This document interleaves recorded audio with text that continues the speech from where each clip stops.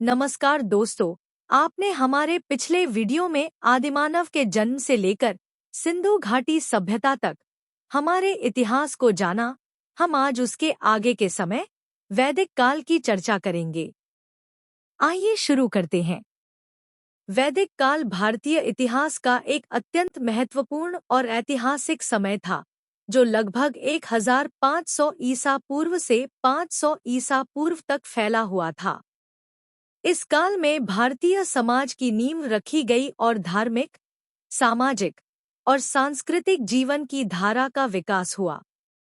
वेदों की रचना इस काल में हुई थी, जो भारतीय सभ्यता के धार्मिक और दार्शनिक विचारों का प्रमुख आधार बने। वैदिक काल को मुख्यतः दो भागों में बांटा जाता है। एक, प्रारंभिक वैदिक काल, अर्ली वैदिक पीरियड, 1500 ईसा पूर्व से 1000 ईसा पूर्व तक। 2, उत्तर वैदिक काल, लेटर वैदिक पीरियड, 1000 ईसा पूर्व से 500 ईसा पूर्व तक। बहुत समय पहले, जब न तो बड़े बड़े महल थे, न ही शहरों की चकाचौंध, बल्कि धरती हरियाली से ढकी थी, नदियां कलकल बहती थी और आकाश में सूरज देवता अपनी पूरी शक्ति से चमकते थे, भारत की पावन भूमि पर आर्य लोग बसे। ये वे लोग थे जो मध्य एशिया से आए थे और सप्त सिंधु, पंजाब क्षेत्र में आकर बसे। उनके जीवन में सबसे महत्वपूर्ण था ऋग्वेद। यह केवल एक ग्रंथ नहीं था, बल्कि उनके जीवन का गीत था, जिसे वे गाते थे, सुनते थे और जिसमें उनके देवता, उनके राजा, उनके त्योहार सब बसते थे। इन लोगों का समाज गांवों में बसता था, जहां मिट्टी के घर होते थे और हर परिवार गायों का पालन करता था। गाय उनके लिए संपत्ति थी, चलती फिरती दौलत। सुबह होते ही खेतों की ओर हल लेकर लोग निकल जाते, बच्चे अपने गुरुकुल में वेदों का पाठ करते और शाम होते ही अग्नि के चारों ओर परिवार एकत्र होकर मंत्रों का उच्चारण करता। इंद्र, जो मेघों को चलाते और युद्ध में विजय दिलाते, अग्नि, जो यज्ञ की ज्वाला में हर आहुति को देवताओं तक पहुंचाते, वरुण, जो नैतिकता और जल के देवता माने जाते। यज्ञ और हवन इनके धर्म का केंद्र थे, न मंदिर थे, न मूर्तियां, सिर्फ अग्नि, मंत्र और श्रद्धा। परिवार समाज की नींव था।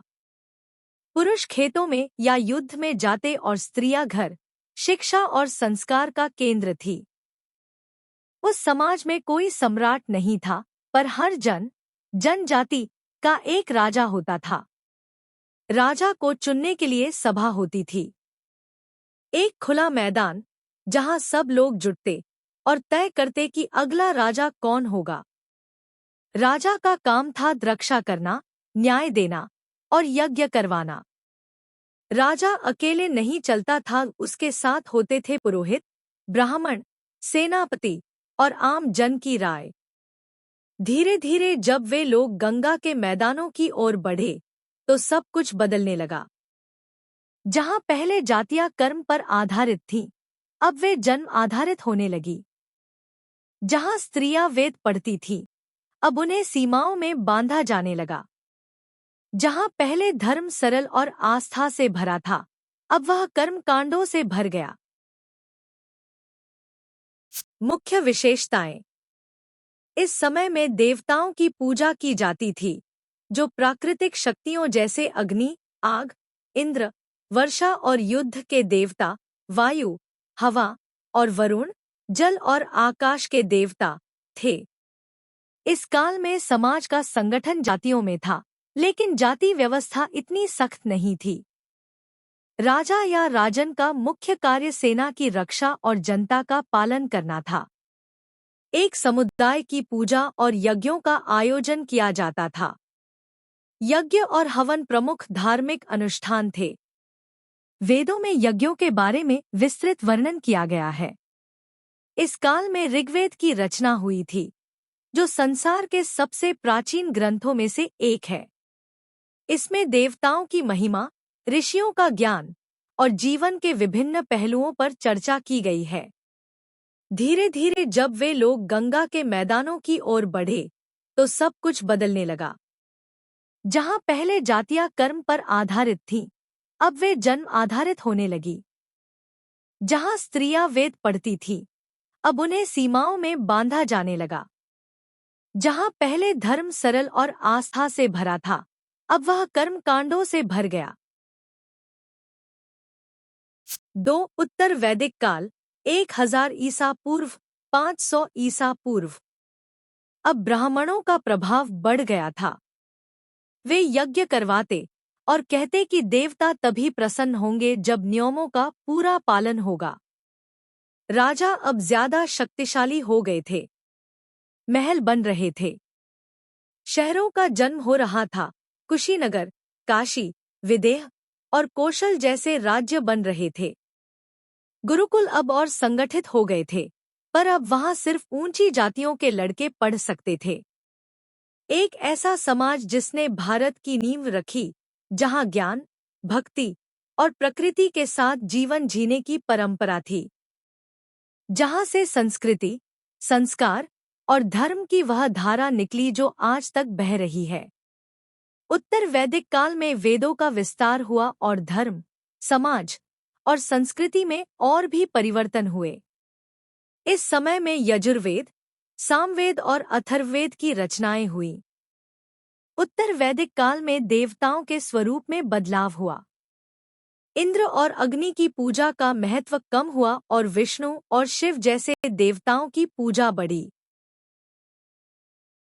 इस समय में जाति व्यवस्था सख्त हो गई और समाज में 4 प्रमुख जातियां बन गईं: ब्राह्मण, पुजारी, क्षत्रिय, युद्ध करने वाले, वैश्य, व्यापारी और किसान, और शूद्र, श्रमिक। यह व्यवस्था समाज की संरचना को और स्पष्ट करती है।